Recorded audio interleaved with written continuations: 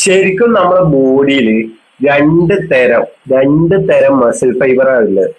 ഇതിൽ ഏത് മസിൽ ഫൈബറിനെയാണ് നിങ്ങൾ ട്രെയിൻ ചെയ്യുന്നത് എന്ന് നിങ്ങൾക്ക് അറിയില്ലെങ്കിൽ നിങ്ങളുടെ ഗോൾസിൽ എത്താൻ നിങ്ങൾക്ക് പറ്റില്ല. നിങ്ങളുടെ ഗോൾസിനനുസരിച്ച് ഏത് മസിൽ ഗ്രൂപ്പിനെയാണ് ട്രെയിൻ ചെയ്യേണ്ടത് എന്ന് നിങ്ങൾ തിരഞ്ഞെടുത്തേ പറ്റൂ. ഒന്നാമത്തത് ഫാസ്റ്റ് മസിൽ ഫൈബേഴ്സ് ആണ്. ഇതിൽ എപ്പോഴും ബ്ലഡ് കാപ്പിലറീസിന്റെ അളവ് കുറവായിരിക്കും. അതുകൊണ്ട് തന്നെ പെട്ടെന്ന് ഫാറ്റീഗ് ആവും ഈ മസിൽ ഗ്രൂപ്പ്.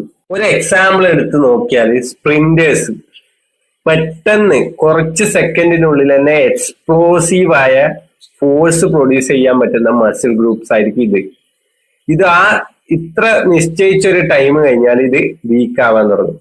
അതായത് ഫറ്റീഗ് അച്ചീവ് ആവും. പക്ഷെ ഇതിന് വേറൊരു പ്രത്യേകത എന്താണെന്ന് വെച്ചാൽ ഇതാണ് ഏറ്റവും കൂടുതൽ വലുതാവുന്ന മസിൽ ഫൈബേഴ്സ്. അപ്പം ബോഡി ബിൽഡേഴ്സ് എല്ലാം ഹൈപ്പർട്രോഫി എന്ന് പറയുന്ന ഈ ഫാസ്റ്റ് മസിൽ ഫൈബേഴ്സിനെ ട്രെയിൻ ചെയ്യാൻ ഉപയോഗിക്കുന്ന ഒരു ടെക്നിക്കാണ്. 6 to 12 റെപ്പറ്റീഷൻ ആണ് ഇനി മെയിൻ ആയിട്ട് യൂസ് ചെയ്യുന്നത്. ഇനി പറയാൻ പോകുന്നതാണ് സ്ലോ ട്വിച്ച് മസിൽ ഫൈബേഴ്സ്. ഇതിന്റെ പ്രത്യേകത എന്ന് വെച്ചാൽ ഇത് ചെറുതായിരിക്കും. ബ്ലഡ് കാപ്പിലറീസ് ഇല്ലത് കൊണ്ട് തന്നെ കണ്ടിന്യൂസ് ആയിട്ട് വർക്ക് ചെയ്യാൻ യൂസ് ചെയ്യുന്ന ഒരു മസിൽ ഫൈബർ ആണ് ഇത്. മാരത്തോൺ റണ്ണേഴ്സിനെ എല്ലാം കണ്ടിട്ടില്ലേ, അവരുടെ മസിൽ ലീൻ ആയിരിക്കും, ചെറുതായിരിക്കും.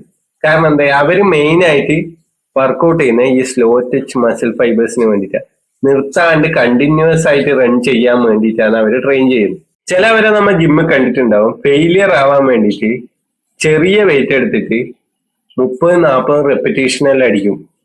ഇത് മെയിൻ ആയിട്ട് ട്രെയിൻ ചെയ്യല് നമ്മളെ സ്ലോ ടച്ച് മസിൽ ഫൈബേഴ്സിനെയാണ്. അപ്പൊ നിങ്ങളെ ഗോൾ എന്നാണ്, അതിന് ഏത് മസിൽ ഗ്രൂപ്പാ വേണ്ടത്, അല്ല ഏത് മസിൽ ഫൈബർ ആണ് വേണ്ടത്, ആ മസിൽ ഫൈബറിനെ ട്രെയിൻ ചെയ്യാൻ എപ്പോഴും ശ്രമിക്കുക.